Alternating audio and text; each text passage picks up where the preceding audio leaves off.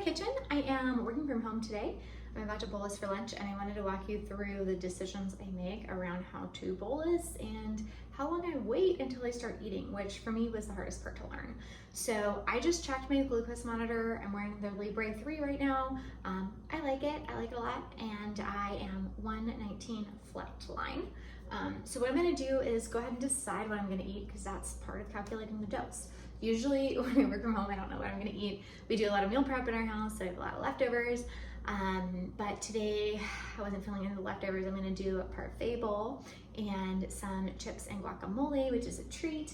So my yogurt I just put in, it is an organic yogurt, and I'm gonna do it with some berries.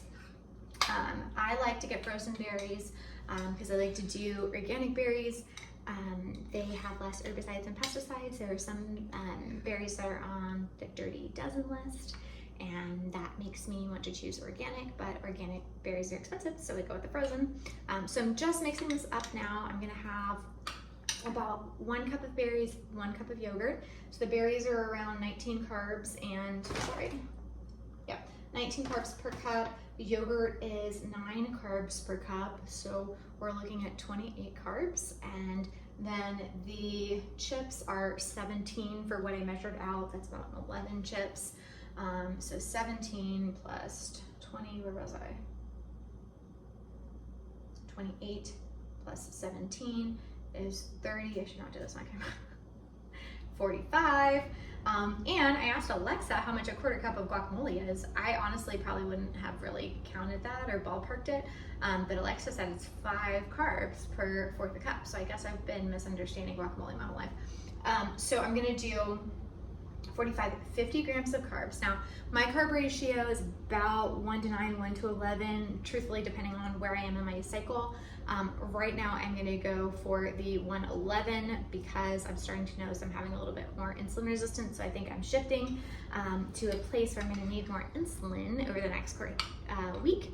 And I was running a little bit higher this morning. So I'm gonna do the 1 to 9 carb ratio, because that's gonna give me more insulin.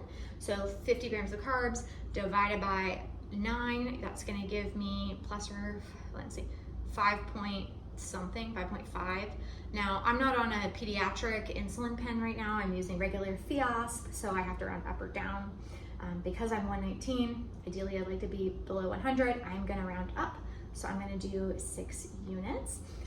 What I will do then, and this is I think kind of the important part, is I will then look at my graph. And so I'll take the 6 units, I'll make a point to not get distracted with something else, and I'll keep an eye on my graph. Now, usually the way I do this is I keep my phone on, and I keep the screen with the app open, so it's there. I'm gonna glance at it if I see that light.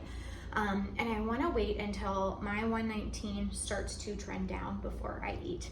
Now, Dr. Ponder in his book Sugar Surfing calls this waiting for the dip, and it's a strategy I've learned that works really well for me, is I take my insulin and then I kind of look at the graph. Now, it's a lot easier to do when your blood sugar is already flatlined, but essentially what you're gonna do is you're gonna kind of wait to see those graph numbers until you start getting ones that are lower than the previous, and that's kind of that dip point.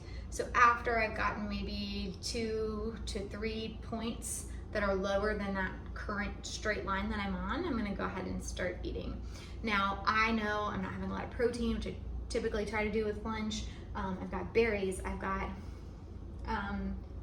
chips, and those are higher glycemic. I do have a high fat dairy, so I'm doing an organic whole milk dairy yogurt, so that's gonna slow things down a little bit, but I don't have a ton of high fat or high protein that's gonna make me absorb these carbs, all the carbs from the fruit, the berries, and the chips quickly. So what I might do is either eat slow, or after I kind of start dropping, try to go with the yogurt first because it's got the dairy in it. Now, granted, the guacamole's also got some fat, so that's gonna help, but I know for me, chips tend to spike my blood sugar. I feel like I digest those quicker than some of the berries. Probably has to do with the fiber content. And so what I'll do is I'll probably go for the yogurt bowl as I'm noticing that dip, eat that slowly, and then as I know that it's kicking in, then I'll wait to start the chips. If I took my insulin right now, which is honestly tempting to do because I'm super hungry, take my insulin, take my 6 units,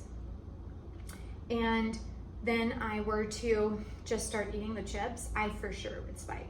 Like I can't guarantee anything with blood sugar, but I can predict that I would likely spike up and maybe hit 200, maybe hit 220, 30 before I come back down. And that's not what I want to do because I got stuff to do today. So I'm going to be patient and wait, and that to me is one of the harder parts about navigating insulin injections is the timing. And I didn't realize how important it was for a long time after I was diagnosed. So I wanted to walk you through my thought process around it. Let me know what you think. If you have any questions about what I said, something didn't make sense, or if you have any tips and tricks that work for you. Thanks so much.